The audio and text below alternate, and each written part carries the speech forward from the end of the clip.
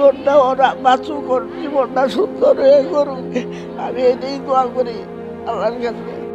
মায়ের কোলের উষ্ণতা আর পরম শান্তির ঘুমের বদলে সে পড়েছিল ময়লার ভাগাড়ে। রাস্তার পাশে যেন কোনো মানুষ নয়, একটা অবহেলিত কুকুরের ছানা। শরীরটা তখনও কাঁথায় মোড়ানো, চোখ এখনো পুরোপুরি খোলে না, নিঃশ্বাস নেয় অনিয়মিত ছন্দে।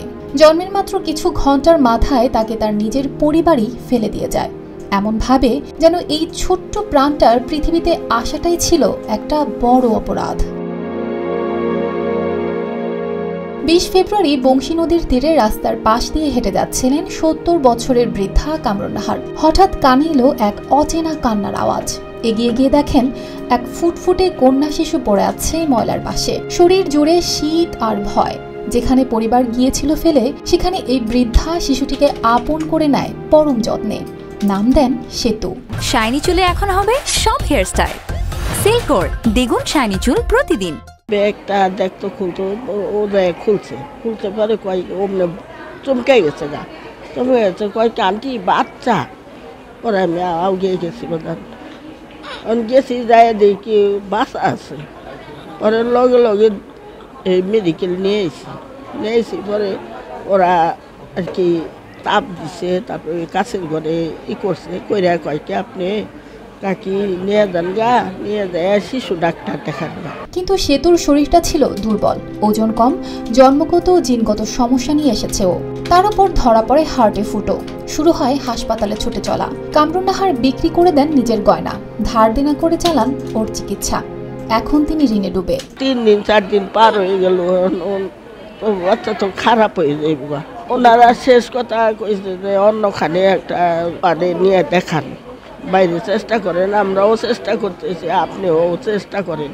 কারণ আমি তো এখান থেকে সরতেও পারি না, আর আমার ওরকম কোনো মানুষও নাই বাবা। টাকা পয়সা নাই, যা ছিল আমার সোনা দানা সব আমি শেষ করে আলাইছি। চিকিৎসকরা জানিয়েছেন সেতুর অবস্থা এখন কিছুটা ভালো। আইসিইউ থেকে সাধারণ বেডে আনা হয়েছে, কিন্তু হার্টে ফুটোর উন্নত চিকিৎসা এখন জরুরি, যা দিতে হবে অন্যত্র।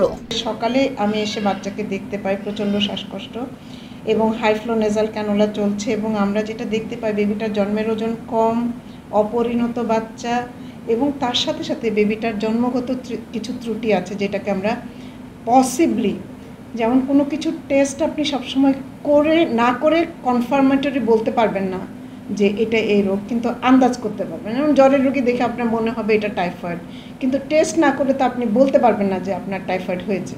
এইরকম সাসপেক্টেড ট্রাইসোমি 21 বলি আমরা এটাকে। তো সেই রোগ আছে বাচ্চাটার শরীরে, এটা একটা জন্মগত বংশগত জিনগত ত্রুটি, এবং তার সাথে সাথে তার হার্টের সমস্যা আছে। এটা আমি যন্ত্র দিয়ে তখন দেখতে পাই, এবং প্রচণ্ড রকমের রক্তে জীবাণু সংক্রমণ এবং সিভিয়ার নিউমোনিয়া। এরই মধ্যে সেতুকে দেখতে এসেছেন ঢাকা জেলার বিএনপির সাবেক যুগ্ম সাধারণ সম্পাদক ও তার সহকর্মীরা। তার আর্থিক সহায়তা দিয়েছেন এবং পাশে থাকার আশ্বাস দিয়েছেন। মিডিয়ার লোকজনের মাধ্যমে শুনতে পারছি যে সেতু নামের একটি বাচ্চা রাস্তা থেকে কুড়িয়ে পাওয়া গেছে। শোনার পর আমি দলের হাইকমান্ডের সাথে আলোচনা করি। পরবর্তীতে আমাকে নির্দেশনা দেয় যে আমরা তারেক রহমানের পক্ষ থেকে আসছি, দলের পক্ষ থেকে আসছি এই বাচ্চার পাশে দাঁড়ানোর জন্য। আজকে আমরা একটা অনুদান দিয়ে গেলাম, এই বাচ্চার পাশে আসি আমরা সব সময়।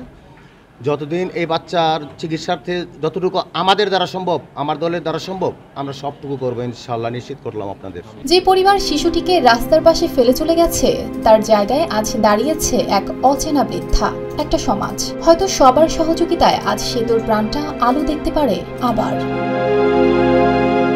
News desk, RTV।